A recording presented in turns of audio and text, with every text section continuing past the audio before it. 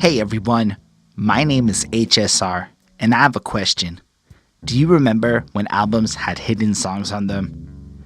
This video will be the first in a series covering this trend in music, starting with the history of hidden songs.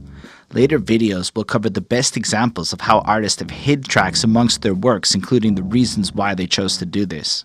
Make sure to subscribe to this channel for more content like this, as well as full album reviews and lyrical breakdowns. You're always welcome to hit that like button and feel free to share any stories around your favorite hidden songs in the comments below. Before we begin, I wanted to take a quick second to tell you why I chose to make this series. Given the digital nature of how we consume music, hiding songs on albums simply isn't achievable like how it used to be. I'm super fascinated with how albums are put together in general, and I feel like this is a seriously overlooked topic that isn't talked about anymore. So let's take a brief tour through the history of hidden songs. Part 1. A Happy Accident. When was the first actual hidden song? And why was it even hidden? We'll start with the popular theory.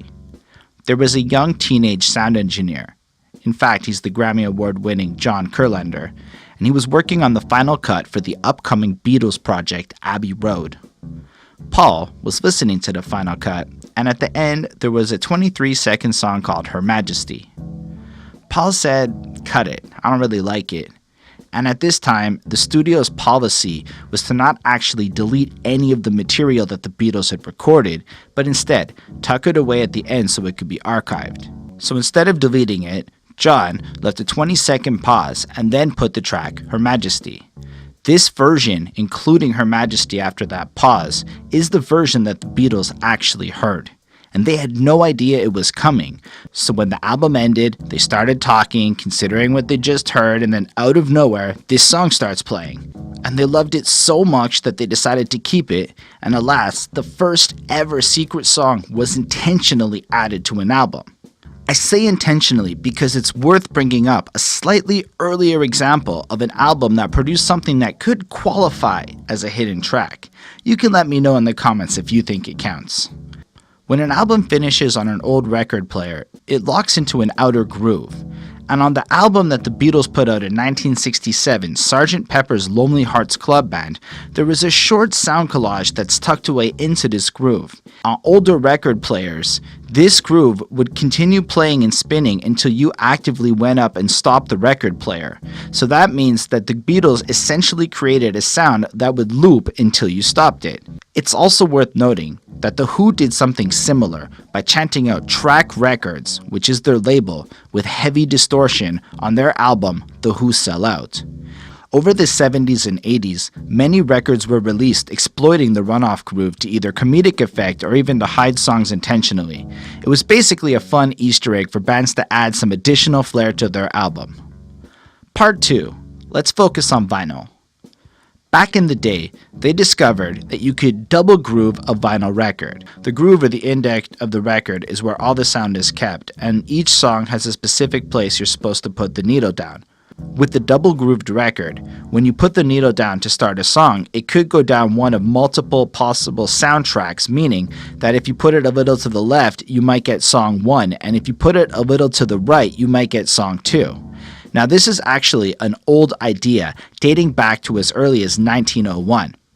A notable use of this method of making records was in 1950 singles by the Fontane sisters, the Fortune Teller song, which offered 4 different endings containing a different fortune. Basically, you'd let this one play out, and each time you'd get to a certain part of the song, one of 4 unique endings would play. It's pretty clear in the song when the switch happens, but it must have been a mind-blowing experience back in the day. So you'd be playing the song and you never really knew which one of the endings you would get. I linked it in the description below, and you can find all 4 versions on that person's channel. Now that doesn't really count as a hidden song, it was more of a clear marketing effort. For actually hidden material, we need to jump ahead a little bit. A great example of how the double groove was used for comedic effect is Monty Python with their record, The Monty Python Tying Handkerchief. They actually recorded 2 separate albums on side 2 of the record. So depending on where the needle dropped, you'd either hear part 2 or part 3 of the project. Their goal was to mess with their audience, who they perceived to be under the influence of some marijuana. They imagine that they'd hear the album, then they get to part 2, and maybe your third, maybe your fourth listen, all of a sudden you hear an entirely different album. And given your state of mind at the time, you'd question everything. You'd have trouble recreating the experience to share it with their friends, and you could say that Monty Python successfully trolled their entire fan base with that one. Another cool example of a double groove being used is Tool on their EP release Opiate. Basically, they recorded folk who bought the vinyl. Track 1 of the B-side would either play the normal track 1 that appeared on the CD version, or a hidden track that was just unavailable unless you had this vinyl. If you know of any other cool uses of a double groove, please let me know in the comments. I'd love to hear what you have to say. Another great use of vinyl was hiding reverse messages, but I couldn't find an example of a song being hidden this way. Although, Beck's 1994 album Stereopathetic Soul Manure has a reverse track hidden. Track 25, Bonus Noise, was actually the song In the Clover reversed, and if you were to put it through a sound engineering software and reverse it, you would unlock that hidden song. Let's move on to part 3, compact discs. Simply put, CDs changed the game. CDs contain data that is far beyond what could be done with a vinyl. For this section, we'll take a quick look at the different ways CDs were used to hide songs. There are a lot of albums that have used one of these techniques, knowing their fans would find delight in discovering these songs exist. Number 1.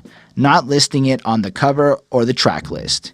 Here, the album puts the project out with an extra song indexed normally. In this version of it, the track listing may say 12 songs, but your CD player and computer would show 13. Essentially, the artist simply hides the name. An example of this is the Ramones on their album Loco Live. The song is called Carbona and immediately follows Pet Sematary, the last song listed on the cover art. Carbona is a trademark brand, and the company wasn't pleased with them using this song name, so they left the song on the album and took it off the artwork, avoiding the copyright infringement. Whether or not there was a good reason for doing this, it's clear how CD players and computers can easily find this song, and you can easily argue that all that's hidden here is the name of the song. Number 2. Hiding a song behind a long patch of silence. This one is a bit more frustrating than all the other ones, all things considered. It's also exactly what the Beatles did, so it's not new. Notable examples of this method are on Nirvana's Nevermind, which had Endless Nameless hidden after more than 10 minutes of silence on the last song. Now, this was a great way to hide songs or mess with people. Imagine you're sitting in your car, the CD stops playing, you've never really let it play before, you've heard this album countless times, all of a sudden, 10 minutes goes by and the silence is broken by whatever the artist chose to put. It could be a great song, or it could be something where the band is literally laughing at you for waiting 10 minutes to see what's there. Ultimately, computers would give you a big clue as to the presence of this type of hidden track. If that song normally ended at 3 minutes, but the track length is 18 minutes long, you knew that something was tucked in there, and you had an easy tool to scroll through the song and find what was there.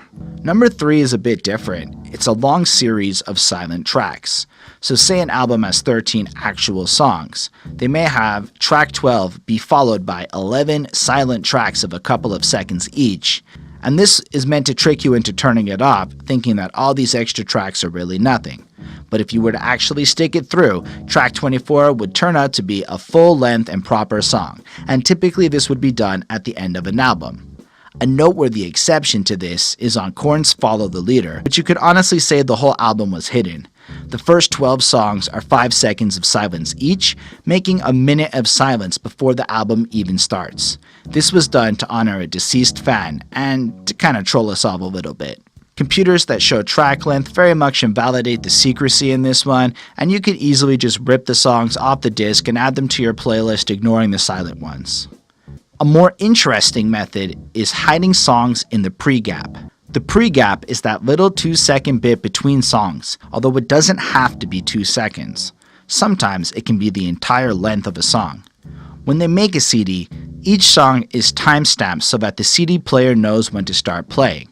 However, you can also make the pre-gap between those timestamps as long as you want, knowing that when the CD player finishes the last song, it's going to look for that cue to start playing the next song.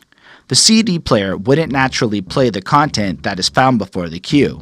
However, if when the song starts, you hit the rewind button and go before the beginning of the song, you'll find that in some cases there are songs hidden in that way. The issue with this method in the digital era is that unless you're using a CD player, which most of us aren't, you won't likely find those tracks. In a move that is the opposite of what Tool did with the vinyl, sometimes the CD would be pressed in a way where the hidden track would only be accessible on a computer. An example being Marilyn Manson's Mechanical Animals, which had track 15 only accessible through an executable file.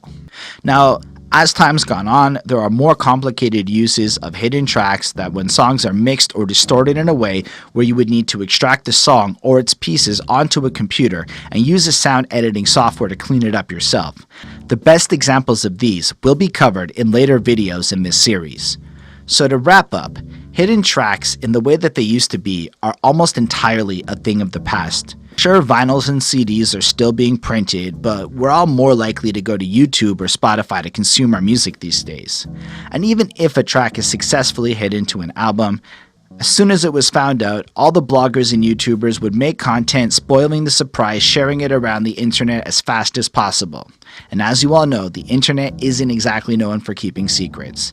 I mean, the fact that I could go to Wikipedia and just load up a list of every song with secret messages or album with hidden tracks ever listed kinda almost takes the wonder out of going out there and discovering these things on your own after hearing these songs or albums multiple times.